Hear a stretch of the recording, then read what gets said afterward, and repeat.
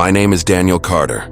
I'm 32 years old, and for most of my life I carried a body that felt more like a prison than a home. But the day my life truly shattered was the day my fiancée, the woman I thought I'd spend forever with, looked me in the eyes and said words that ripped me apart. "Daniel, I can't do this anymore. I can't marry someone who doesn't take care of himself." I remember standing there in our small apartment in Dallas, Texas. She was holding the engagement ring I'd saved 2 years for, and I was holding my breath, because if I didn't, I would have broken down completely. I was 318 pounds that night, a man who could barely tie his own shoes without gasping for air, a man who was about to lose everything, and she walked out. No shouting, no tears, just quiet, brutal honesty that told me I had finally hit the rock bottom I'd been digging for years. That night, as I sat alone in the dark, staring at the reflection of a man I didn't even recognize anymore, I whispered to myself, "If I can control my mind, then my weight is only a matter of time." That's where it all began.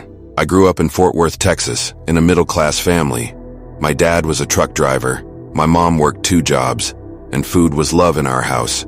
Fried chicken on Sundays, soda in the fridge, late-night snacks during football games. No one ever told me enough. By the time I graduated high school, I was already 250 pounds. College didn't help. I majored in computer science, spent nights gaming, living on pizza rolls and Mountain Dew. Exercise? It didn't exist in my vocabulary. At 28, I landed a decent IT job, stable income, but also long hours in front of screens, sitting, snacking, drinking energy drinks to stay awake. I avoided mirrors. I avoided pools. I avoided family photos. Doctors warned me about high cholesterol and high blood pressure.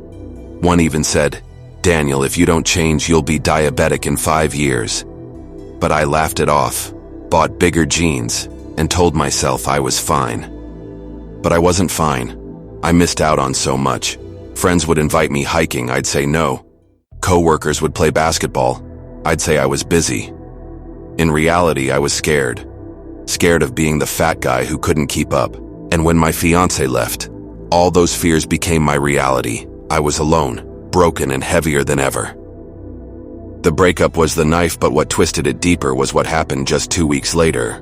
I was at a grocery store reaching for a 12-pack of soda when a little boy tugged on his mom's shirt, pointed at me, and whispered loud enough for me to hear, "Mom, why is that man so fat?"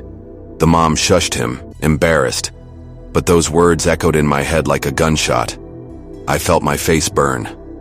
I dropped the soda, left my cart, and rushed out of the store. I sat in my car and cried. Not just a tear or two, the kind of sobbing that shakes your whole chest. That night, I pulled out a photo of myself and Claire, my ex-fiancée from when we first started dating. I was overweight back then too, but at least I was trying. She used to say, "Babe, you can do anything when you put your mind to it." And I thought, what if she was right? I grabbed an old notebook and wrote at the top, "Day 1, no more excuses." My starting weight, 318 lbs. My first goal, lose 30 pounds in 6 months. I didn't know how. I didn't know if I could stick with it. But I made one promise to myself. This time I wouldn't quit. I scheduled a doctor's appointment. Dr. Ramirez looked me straight in the eye and said, "Daniel, I'm glad you're here, because if you didn't come in now, you'd be on insulin within the year. Your blood pressure is in the danger zone. But listen to me. You can turn this around. You're young enough. Your body can recover if you give it a chance." That was my wake-up call. I didn't sleep that night. I lay in bed replaying his words over and over. You can turn this around. And that was the moment I decided. Not for Claire, not for the people who laughed, not even for that little boy in the grocery store. For me. For Daniel Carter. The first week was hell. I went from eating double cheeseburgers and fries for lunch to logging every bite into my FitnessPal. I cut out soda cold turkey. The caffeine headaches nearly drove me insane. Breakfast became scrambled eggs with spinach. Lunch was grilled chicken with broccoli. Dinner, a small piece of salmon and salad. No dessert, no chips, no late-night pizza rolls. I was angry, irritable, craving sugar constantly. I remember sitting in my car outside Taco Bell one night, gripping the steering wheel so hard my knuckles turned white. I almost gave in, but I didn't. I drove home, ate a handful of almonds, and went to bed furious at myself but also a little proud. The gym was worse. I signed up at LA Fitness, Walked in wearing sweatpants and an oversized hoodie. The treadmill nearly broke me. I couldn't jog for more than 45 seconds without gasping. My legs burned. My chest felt heavy. People around me ran like gazelles, and I felt like an elephant stuck in quicksand. But I went back again and again. The first 3 weeks I lost only 7 pounds. I wrote it down. Week 3, 311 lbs. It didn't feel like enough, but when I pulled on an old shirt, I noticed it wasn't as tight around my stomach. That tiny victory kept me alive. I also started a strange little ritual. Every morning before breakfast, I took a supplement Dr. Ramirez recommended to boost my metabolism. It wasn't magic, but it gave me energy I didn't think I had. Tea was like having a secret weapon no one else knew about. Slowly, the fog began to lift. By month 3, I was down 25 pounds. I stepped on the scale and saw 293 lbs. For the first time in years, I was under 300. That number broke me in a good way. I sat on the bathroom floor and cried again, but this time, it was joy. The cravings weren't gone, but they didn't control me anymore. My body hurt less. My lungs didn't scream when I climbed stairs.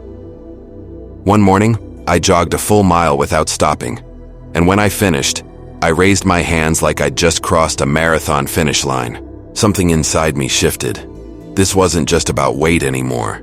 It was about proving I could keep a promise to myself. I started meal prepping on Sundays, containers lined up with chicken, rice, and veggies. I packed healthy snacks for work. I joined a beginner's lifting program. Squats, deadlifts, bench press. At first, the barbell felt like a mountain.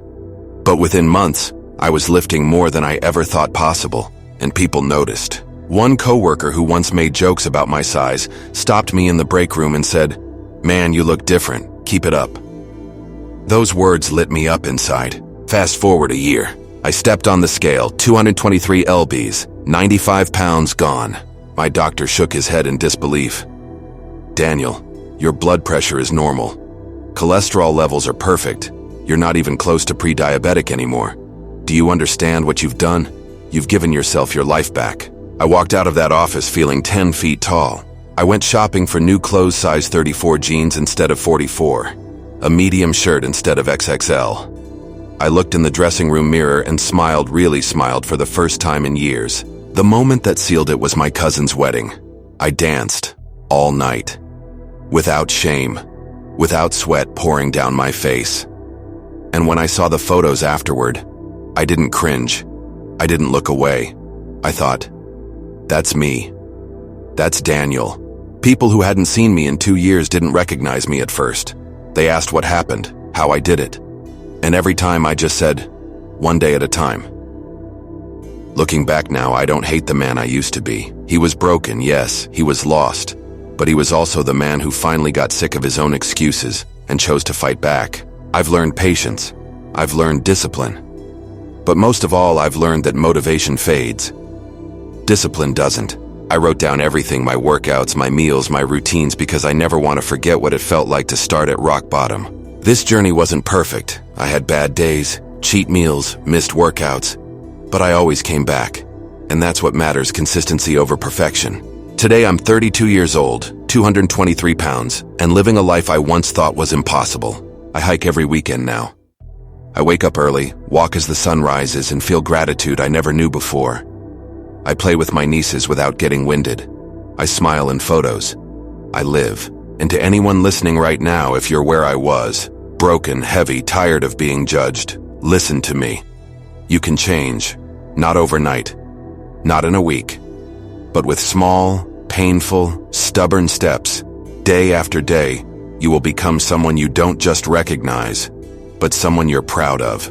I lost 95 pounds, but what I really gained was myself. And maybe, just maybe, one day I'll thank Claire, because losing her forced me to find me. So here's my message to you. Stop waiting. Start today.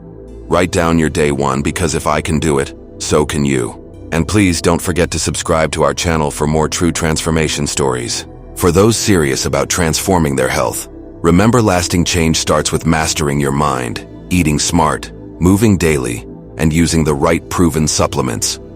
Our website, weightlossspeech.com, is packed with science-backed diet plans, powerful workouts and supplement tips to help you reach your goals faster. My name is Daniel Carter, and this is my story.